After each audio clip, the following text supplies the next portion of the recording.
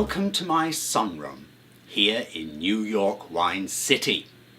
This is where I depart on my Riesling adventures to the places where the best white wine on earth grows.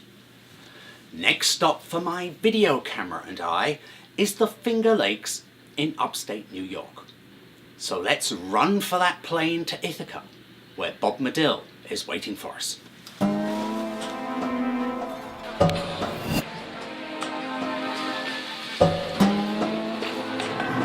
Bob, yes. Where are we driving now? Right now we're going up to past Teganic Falls, up towards Sheldrake Point on Cayuga Lake. We'll be on the shores of the lake in about 5 minutes once we get past this inlet here. Well, I think I should switch my camera off and switch it on again when we reach the side of the lake, huh? Sounds like a plan.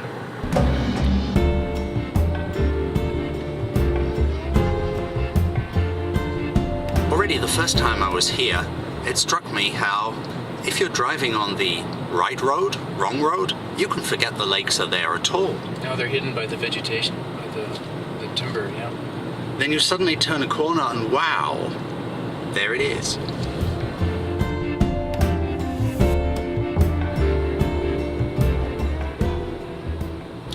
How deep is this lake, Bob?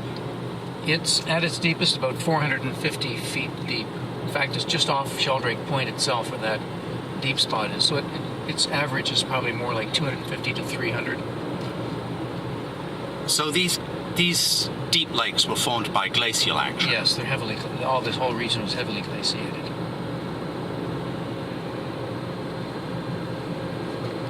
And you can see they're quite narrow, but they're very vastly deep. And all of that potential energy remains with the growing season, in effect, cooler in the summer and warmer in the winter.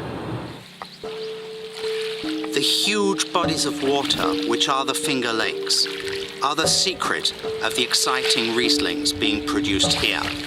But to understand how this really functions, I need to talk to some of the region's top winemakers.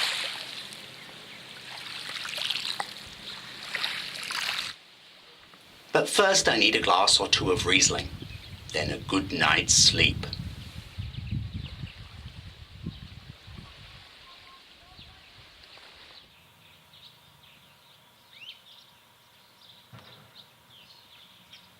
So, Bob, what does the proximity of the lake to these Riesling vines do for them during the growing season? Stuart, we're about 50 to 60 feet above the lake level here. And in the spring, we find that the lower parts of the vineyard are kept cool and we're free from frost. And in the fall, we get a delayed, longer ripening season as a result of having that water available to us. Also, because we're on an elevated slope to the lake, we have air drainage. And what the air drainage does is provides for movement of air through the canopy, keeping the vines themselves and the fruit free from disease. So, Bob, the soil here looks really rocky, but I can also see there's plenty of water in there.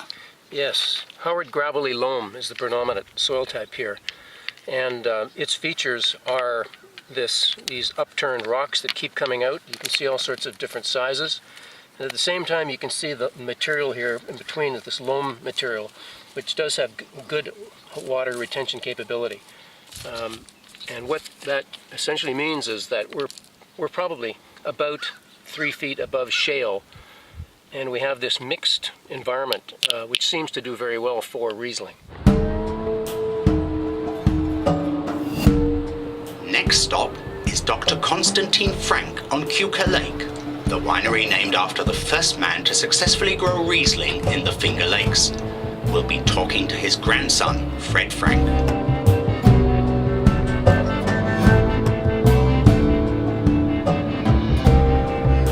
So, Fred, when your grandfather, Constantine Frank, planted the first vineyards here with noble varieties like Riesling, the experts thought he was totally crazy. Yes, that's correct. When Dr. Frank started, this was back in the 1950s, the only grapes grown in New York were the native Vitis labrusca varieties such as Concord and Catawba, And then there were also some varieties called French hybrids, which were new varieties, crosses between the native grape and the European grape. And Constantine did his thesis in Europe, and his title was Techniques for Growing Vitis vinifera in a Cold Climate. So he had the perfect background coming to New York to help create a renaissance in the wine industry. So he was convinced that Americans deserved the best, and the best was vinifera. If you look throughout the world, California, Europe, Australia, it's all vinifera grape, and of course in Europe as well. And these are the sort of the standard bearers for quality wine throughout the world. And he felt the cool climate here in the Finger Lakes would be an ideal marriage with the northern European wine grapes. And so in particular Riesling, he felt would have the best chance of success. And so it has always remained our #1 variety, going back to the late 50s and the early plantings to today. Riesling makes up the biggest share of our production, and also the biggest share of our accolades as well. So more and more wine writers are agreeing that the Finger Lakes region in the United States is the best area to grow and make these quality Riesling wines. And you can see here the tremendous diversity that we have in Riesling wine. I'm very impressed by your dry Riesling. It has only 12 degrees of alcohol. If we look at California, a lot of white wines are 14 and more. And yet it has terrific balance. How does that function? Yes, the dry Riesling is really one of our wines that we do well here, particularly from our Pigott Lake vineyards. We own vineyards on both Seneca and Pigott Lake, and over the past 60 years of growing Riesling, we've learned to keep different vineyard sites separate for different styles of Riesling. So in this case, the dry Riesling, we want to accentuate a mineral character in this wine. It works very nice in the dry style. And we seem to get more of that mineral character from our rocky sloped vineyards here right on Pigott Lake. And so this wine is sourced primarily from those vineyards, and the dry style really works well from these rocky soils. Riesling is probably more expressive of the soil type. Seneca Lake is not only the largest and deepest of the Finger Lakes, it's also home to many leading winemakers, including Mark Wagner of Lamoureux Landing. So, Mark, this is a remarkable cultivation system. The growth of the vines seems to go from the ground up to way above my head. How does this work? Well, the idea is to split the trellis into two sections, one going up and one going down. And that helps to open the trellis up, helps to get us so we only have 1 or 2 leaf layers, exposes the clusters, and allows them to be open to the sun and also to breezes to dry them out, so we don't have a zone in there that's really compact and prone to disease. And that would be fungal disease, or? Yeah, exactly. Powdery mildew, downy mildew, black rot. The bad guys. The bad guys, exactly. So your goal is to get fruit which is as ripe as possible, but also as clean as possible. Exactly. And one of the things in the Northeast, we're in a cool climate growing region, and my feeling has always been the more leaves you can expose to the sun, and the sun is what's doing all of our work for us. So if we can get that trellis spread out and get more sunlight to the vine, then we're going to have better fruit overall. So would it be fair to say that the leaves of the vine are its solar panel? Very fair to say that.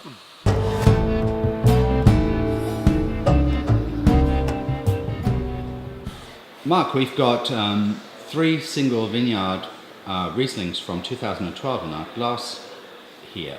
On the left, the yellow dog, in the middle, the round rock, and on the right, the red oak. They taste very different. Why is that?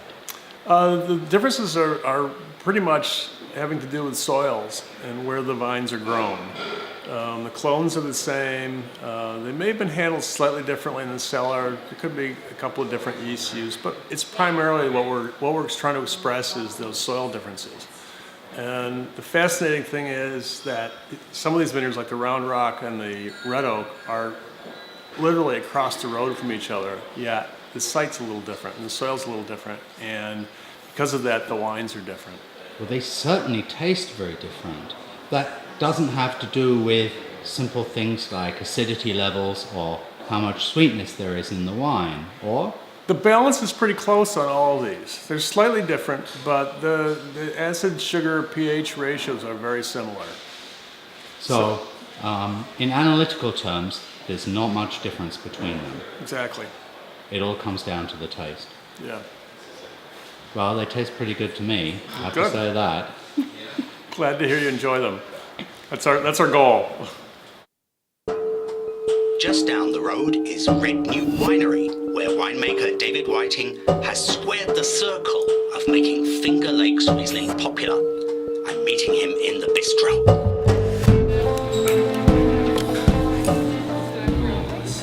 So you're producing 75% Riesling? Yes, That's a lot of wine. it's a lot of Riesling. I like Riesling. Well, it seems like the consumers must like it as well, otherwise they wouldn't buy it. Well, I think there's good Riesling, good reason to drink Riesling. I like Riesling, and having good Riesling to drink is a big piece of that. So that's what we aim to do here: is make great Riesling, make more of it than we did the year before, and find more people who share that passion with us. Well, you seem to be doing that. I like to think so. Now it is finally focused on you. Great. I feel much clearer now. Holy shit. Dave, you produce a bunch of single vineyard Rieslings, which are very exciting wines. But you also produce a wine, a blended Riesling called Circle, and that is quite something. What is this wine all about? Well, the Circle Riesling it's an expression of what we do here. I mean, the single vineyard wines come from about a half a dozen different growers, about 25 different vineyard blocks. They're assembled. The ones that really stand out in terms of expressing personality and poise, we keep separate in bottle. They're relatively small quantities. And everything else, those blocks included, go into a couple different blends and Circle Riesling.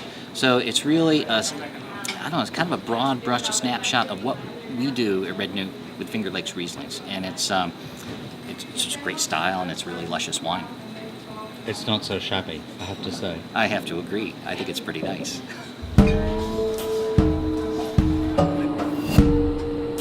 I suddenly realized that today is the 4th of July, and therefore a perfect day for some good Riesling. Thankfully, that isn't difficult here in the Finger Lakes.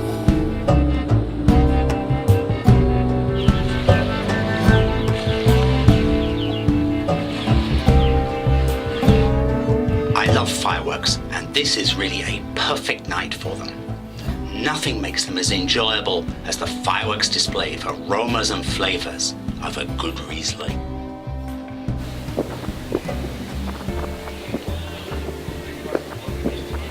Now I can taste those wonderful Riesling fireworks in my mouth, but this part of Cayuga Lake is just too remote to see the best of the real ones properly.